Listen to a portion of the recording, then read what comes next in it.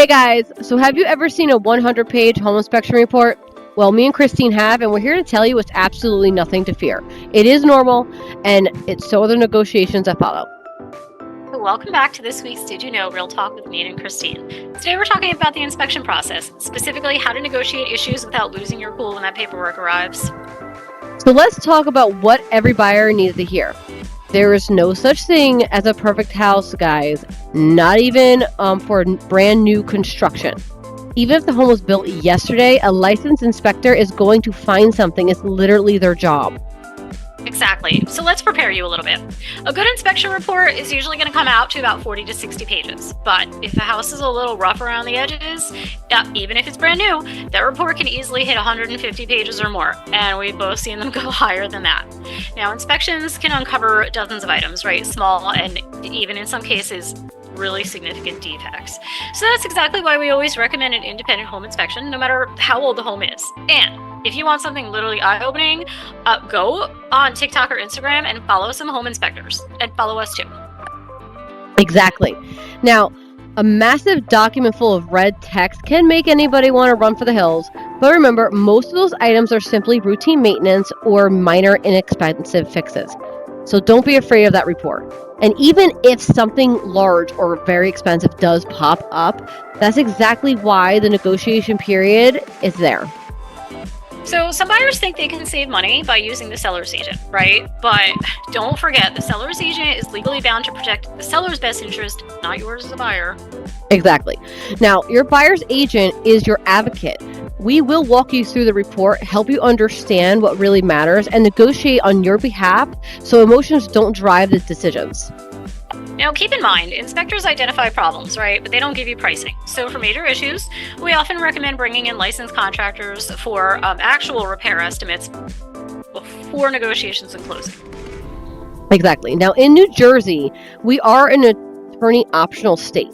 So if you're using an attorney, they will handle the formal legal negotiations with the seller's attorney while we work alongside them on strategy, reviewing estimates, and helping you understand your options. If no attorneys are involved, your agents handle negotiations directly with the listing agent.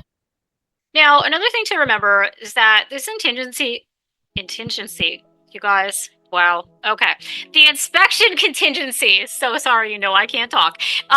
This inspection contingency, right, it's intended to uncover the hiddens, the unknown defects.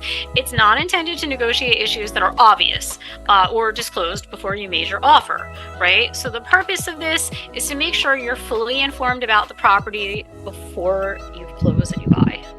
Exactly. And here's another myth we hear all the time. Quote unquote, if the inspection finds something, the seller has to fix it. That's actually not true.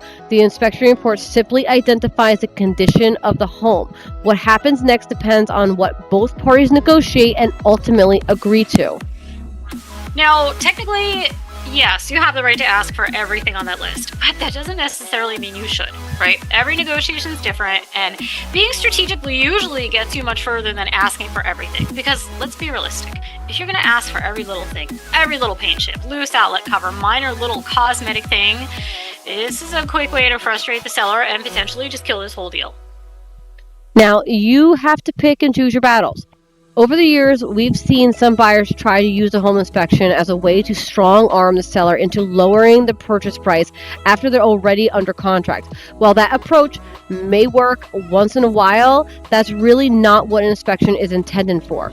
And more often than not, it's going to frustrate the seller and make negotiations much more difficult.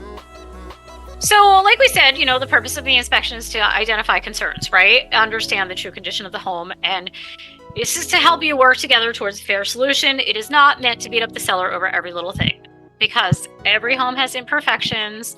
The goal is not to negotiate to a perfect house. It's to be realistic. It's to negotiate towards a home that you are comfortably purchasing and that you are just informed about what you're getting into.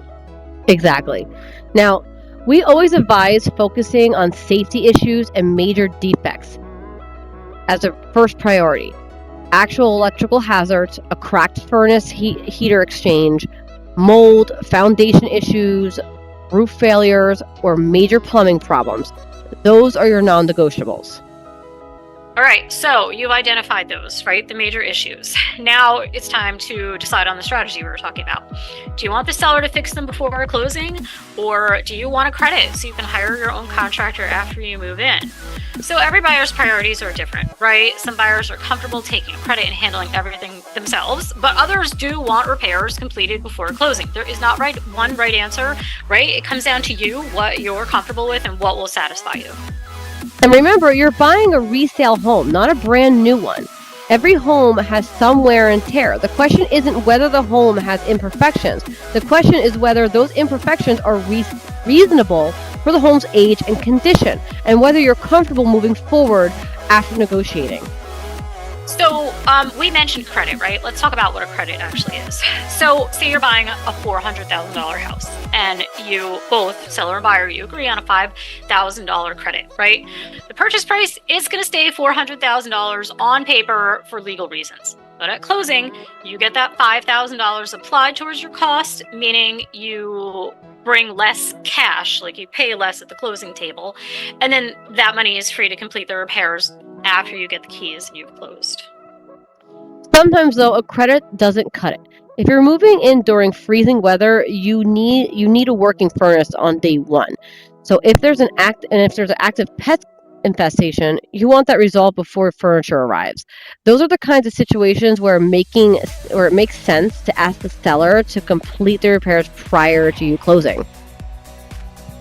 So the important thing to remember, right, most of these issues, whether they're large or small, they usually can be resolved through repairs, credits, or a compromise. Most inspections, they don't really kill the deal, right? It's there to come to a better deal, really. So don't let that report scare you. What if you can't agree?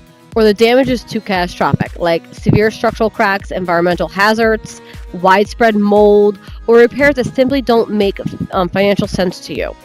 As a buyer, you have every right to walk away. Sometimes that is the smartest decision. And sellers, we have not forgotten about you. You have the right to say no to repairs or credits. But remember, if the deal falls apart over a material defect, your problem doesn't go away. Because under New Jersey law, once you're aware of a material defect, you may be legally required to disclose it to all future buyers. At the end of the day, an inspection report isn't a weapon. It's not a reason to panic. It's simply a tool to educate you about the home you're buying so you can make a smart, informed decision. So with the right strategy and experienced advocates in your corner, you can navigate the inspection phase smoothly and move to closing with confidence and peace of mind. If you're getting ready to start your home search and want professionals protecting your interests, we'd love to help. Drop your questions in the comments or send us a DM, or you can reach out to us using our contact information that I am putting up on the screen right now. So that is it for this week's episode of Did You Know Real Talk. Please do not forget to like, share, and follow. Thank you for joining us, and we will see you next week. Have a wonderful day. Bye.